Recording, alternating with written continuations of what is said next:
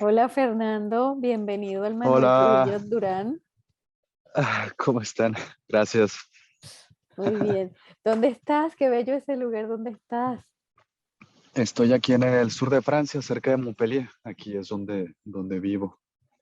Es hermoso, muy en sintonía con tu película, estás rodeado de naturaleza. Sí, el Me bosque. encanta. Es un bosque de robles, un bosque de Es un, roble. qué maravilla, la energía de allí debe ser fantástica. Un bosque Hablemos un hermoso, sí. poco cómo se pronuncia correctamente el nombre de tu película. Eso es algo que quiero preguntarte. Sí, la pronunciación es Yolotl y es en náhuatl. Náhuatl es una lengua mexicana que era hablada por los mexicas, los aztecas. Y todavía es una lengua que se habla en una parte del territorio, en el centro, sur y en algunas partes de Guatemala y El Salvador. Náhuatl, Yolotl, Nahuatl, se llama Yolol. se Me llama encanta la la película. traducción, corazón. Es una traducción Sí, hermosa porque además tiene que ver bueno, con un poco la película también, ¿no? Y me preguntaba dos cosas de la película. Una es de dónde surge la idea, pero la otra, que viene muy acompañadita de esta primera, es por qué hacerla en ese idioma original, ¿no? En esa lengua que muy pocas personas hablan. sí. Bueno, Yolotl es una película que surge de una manera, yo no diría espontánea, pero al principio se trataba de estar a la escucha. Es una película que realmente nace así, nace como a una manera, una intención de escuchar los árboles, de escuchar el bosque. Mm, Y, y de esa manera intenté un poco conectar esta necesidad mía, pero también esta manera de querer aprender más sobre los bosques a escuchar. Y entonces encontré este lugar que está en el sur de México, cerca de la frontera con Guatemala, la reserva de Calakmul, que es la reserva del bosque maya. Anteriormente había trabajado en esta región con una ONG, NGO, ONG, Asociación ONG. Civil, ojalá, ya está. Y con el doctor Eduardo.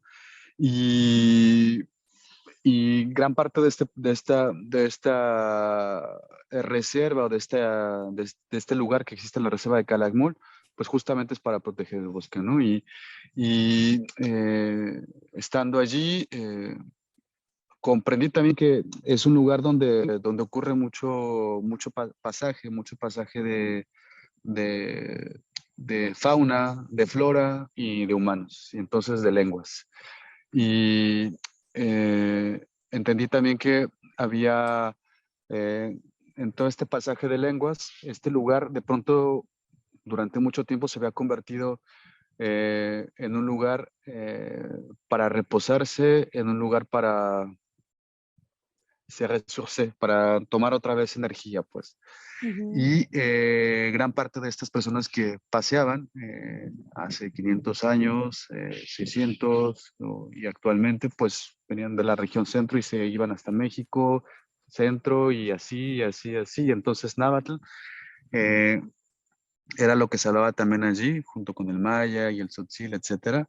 Y entonces yo quería conectar pues con la lengua de mi abuela, de mis abuelos, con la lengua que en México no nos enseñaron en esta generación y que apenas se está enseñando porque hubo un descontento, ¿no? Con gran parte de las lenguas originarias hace mucho, hace unos 60 años más o menos.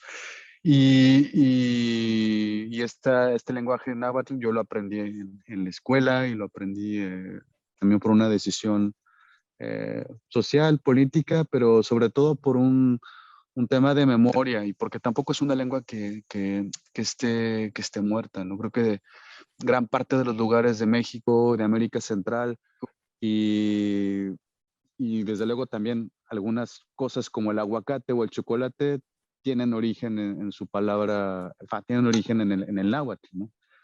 Entonces yo quería escribir en náhuatl y hablar en náhuatl. Y lo haces bien, fluido. Sí, gracias.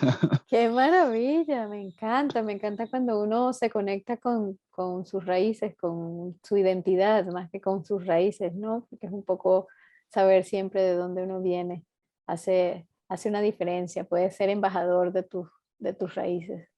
¿Y digamos, qué buscabas tú o qué buscas aún con la película que sienta el espectador? ¿Cuál es esa sensación o mensaje? ¿Qué es lo que tú persigues cuando haces esta película? Claro. El corazón de la memoria y el corazón de la tierra son los bosques, ¿no?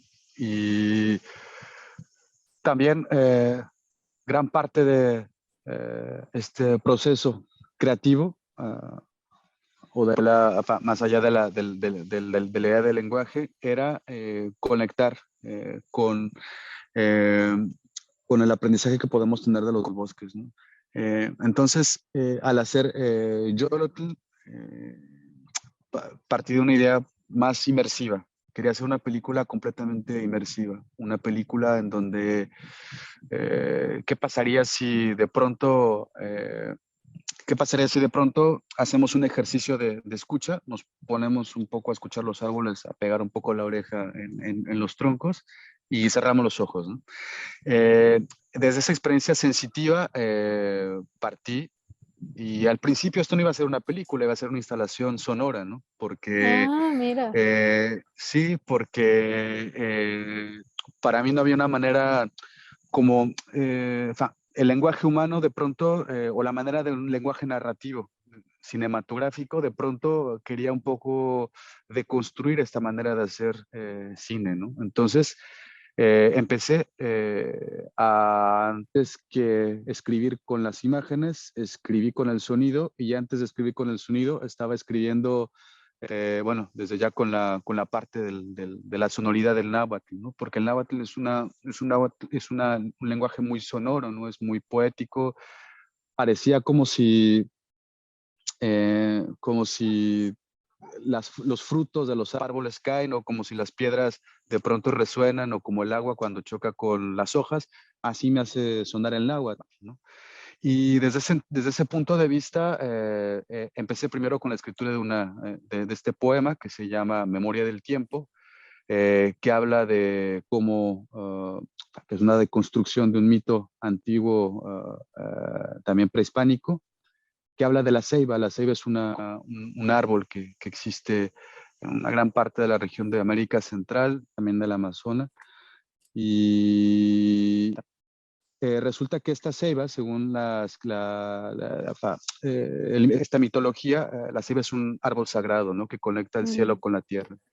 Y al mismo tiempo, en esta manera de concebir esta cosmogonía de los antiguos, era a qué punto podemos estar resilientes, pero también resonantes a lo que nos pueden decir los árboles, ¿no? Y quise tomar esta manera de percibir el mundo, ¿no? Que se tenía también antes y que creo que es importante que también tengamos ahora. Y en ese sentido, bueno, escribí este poema, El corazón del tiempo, ¿no? Y después hice una pieza que se llama también Yolotl, que está escrita con acordeón, ¿no? Está escrita con acordeón, que es gran parte de la de la pieza sonora que acompaña. acompaña la película. Entonces, un trabajo que hicimos, un trabajo de composición que hice y un trabajo que hice de la mano también con Nicolás Bergeay, que es el ingeniero de sonido de postproducción, donde a partir una desinfonía de la interpretación de este acordeón, quería acercarme a imaginar cómo se escucha el soufflement, la respiración de los árboles. Y por eso es que esta película está acompañada también de esta pieza. Y después esto se convierte en una película que se llama Yolo, ¿no? Ya con una mezcla entre animación y documental, entre ficción. Es muy híbrido, ¿no? Es Todo, un híbrido, pero todo. es un híbrido que funciona muy bien y que yo creo que te va paseando, ¿no? Te va llevando, te va sumergiendo en ese mundo de la naturaleza.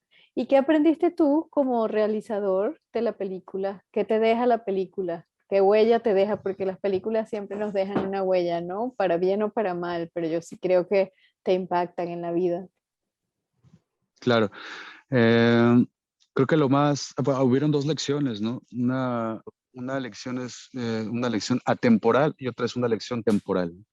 Digo atemporal porque eh, es verdad que cuando empezamos a escuchar los árboles y cuando empezamos a abrirnos a otro lenguaje que no es el lenguaje humano, sino un lenguaje no humano, de pronto pareciera como si unas ramificaciones desde el punto de vista humano también y desde el punto de vista de los bosques pudieran abrirse, ¿no? Es decir, pensar, intentar entender lo no humano, creo que es un aprendizaje atemporal que necesitamos hacer hoy día porque esto nos puede permitir también plantearnos el espacio, el lugar que ocupa el ser humano actualmente, ¿no?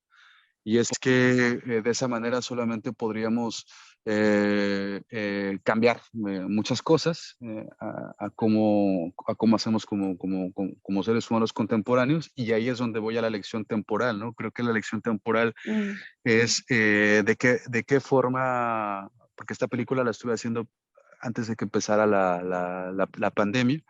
Y hubo un proceso global que también pude vivir desde estando aquí en Francia y estando allá en México mientras hacía la película, eh, que mucha, mucho de lo que nos tocó aprender a todos en estos últimos 2 años de forma global fue un proceso de resiliencia.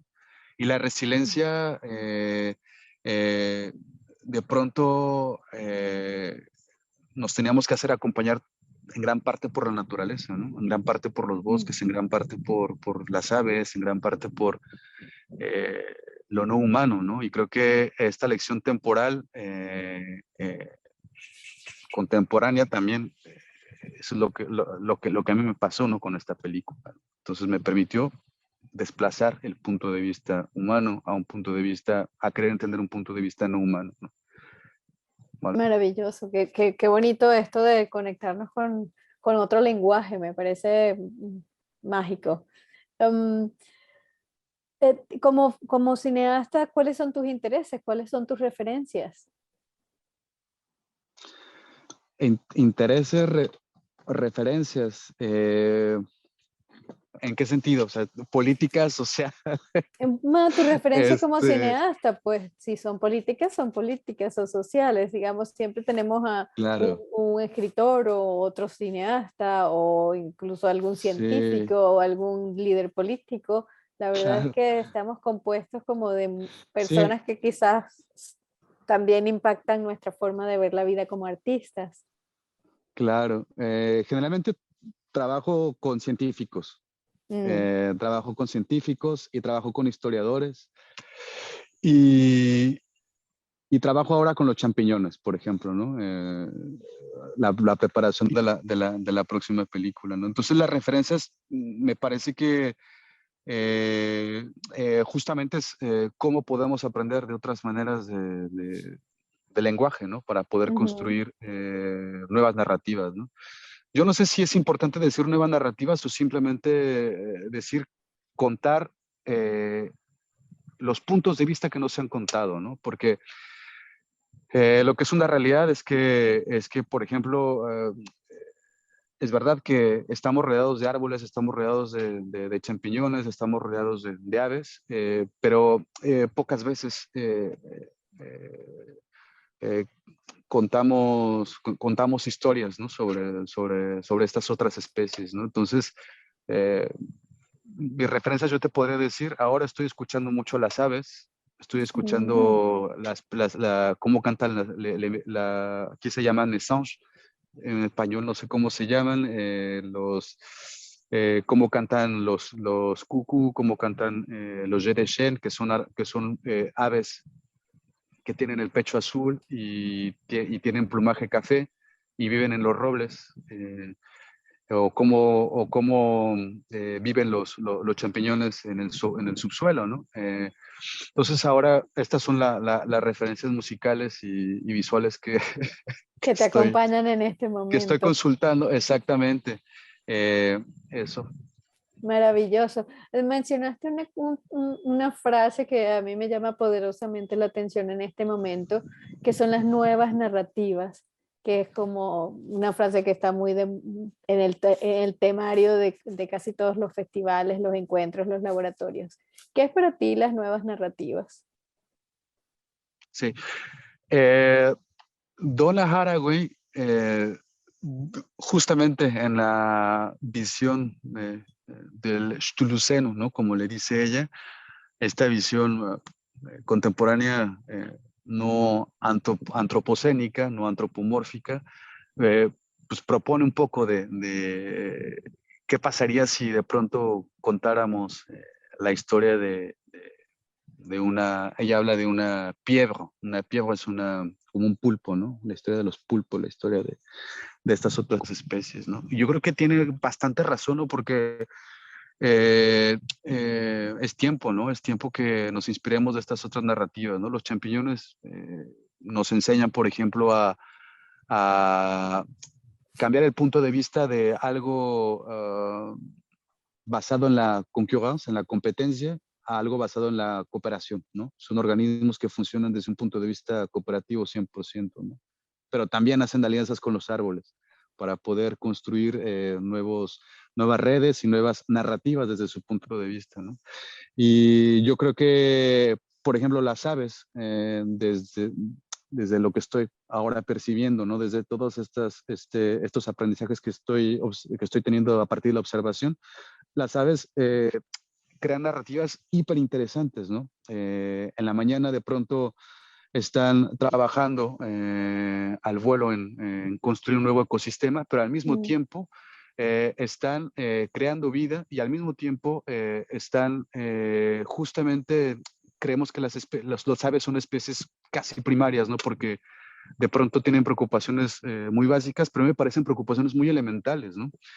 ¿Cómo podemos aportar al otro? ¿Cómo podemos Mm. aportar entre especies para poder construir un nuevo punto de vista, ¿no? Para mí crear narrativas es de ya, perdón, estoy mezclando los dos idiomas. Ah, bien, Para mí bien. crear narrativa, sí, para mí crear narrativas nuevas es eh, pensar en cómo podrían pensar las otras especies, ¿no? Es hacer alianzas con las especies que no son las especies humanas, hacer alianza con otros ecosistemas y sobre todo saber cómo poder quitarnos del centro de atención de las demás especies, ¿no? Creo que esa es la mejor manera de crear nuevas narrativas, porque así podemos también comprender quizá cómo crear lo que sí podría ser una nueva narrativa, ¿no? No solamente mezclar animación o hablando del lenguaje un poco más plástico Cinematográfico. o cinematográfico, es no mezclar solamente animación o solamente documental o ficción, Mm. esa es una nueva narrativa, ¿no?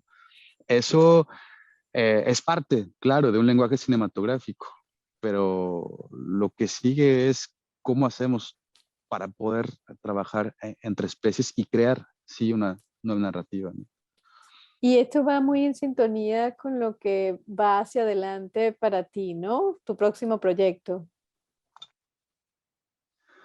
Eh, sí, ahora, como te comentaba, estoy trabajando con los champiñones. Estoy trabajando también en un tema ecofeminista que tiene que ver con la memoria, que tiene que ver con la frontera entre el lugar donde vivo y el lugar donde trabajo. Y también tiene que ver en cómo podemos percibirnos, hablando desde el género masculino, ¿no? Cómo podemos deconstruir nuestra masculinidad, ¿no? Porque esa es una temática que me parece fundamental, ¿no?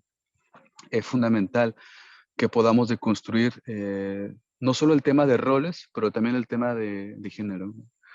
Entonces, me parece que deconstruyendo, hablo como alguien que pertenece al género masculino, deconstruyendo la masculinidad, podemos también entender bastantes fracasos de nuestra sociedad, ¿no? Bastantes,